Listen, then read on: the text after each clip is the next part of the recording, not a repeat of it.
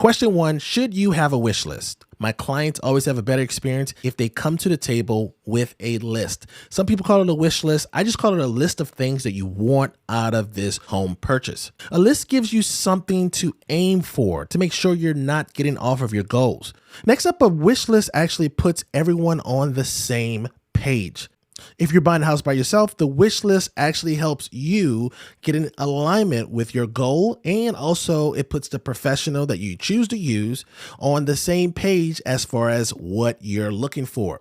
If you're buying a property with a spouse, you wouldn't believe the number of times I have a buyer consultation with a client and neither one of the clients have really spoken to each other about what they want out of the property. So the wish list gives you another opportunity to get this purchase right. Some people will say, Abraham, you operate in a high cost of living market, so it doesn't really make sense to bring my list of demands to the table. That is true. That's true. A lot of people will be less than excited by what they can purchase in this market. We're in Northern Virginia, of course, and you bring the dream to the table, the professional brings the reality, okay? So I still want you to come to the table with some dreams, with some hopes, with some ambition, so that we can be excited about one of the largest purchases you'll make in your life. First of all, your wish list should have something or some information about the location. When we're talking about location, we're talking about the property, right?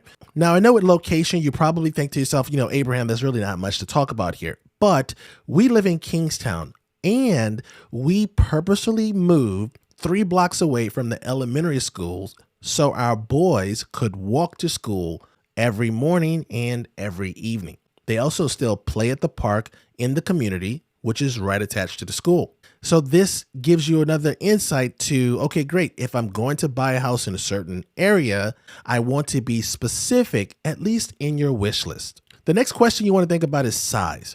Not only the size of the property, but also the size of the community. The size of the home is something we talk about or we classify as square footage.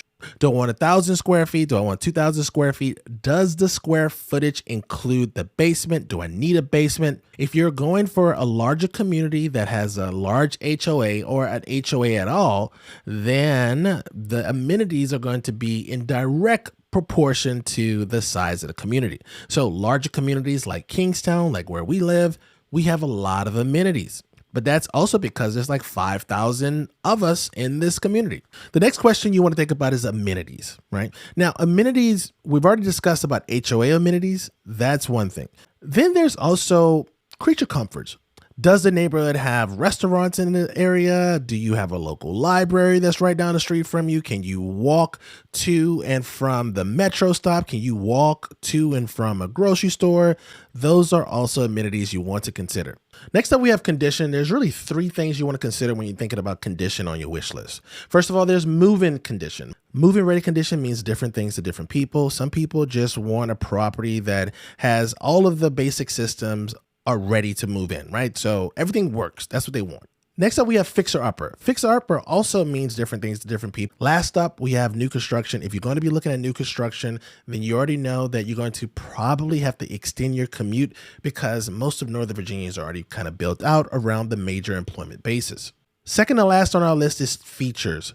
Do you want to have a laundry on the bedroom level? Do you have to have a mudroom? Do you want to have off-street parking? What does that off-street parking look like? 1 or 2 car garage? Does it just mean that you have an assigned parking spot? This is everything that's going to go into your feature section. Last up on the list is schools. I save schools for last because a lot of people come to us.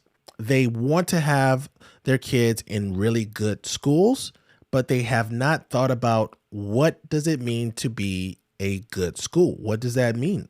How are you going to come to that conclusion? Is this going to be something where you use one of the popular rating programs? Are you going to use word of mouth? You want to start to think about or start to make those ideas concrete as you're making this list.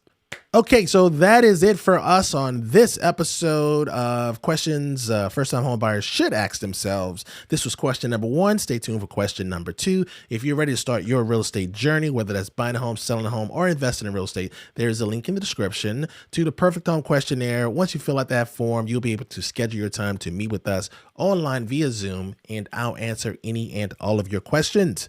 Until next time, peace.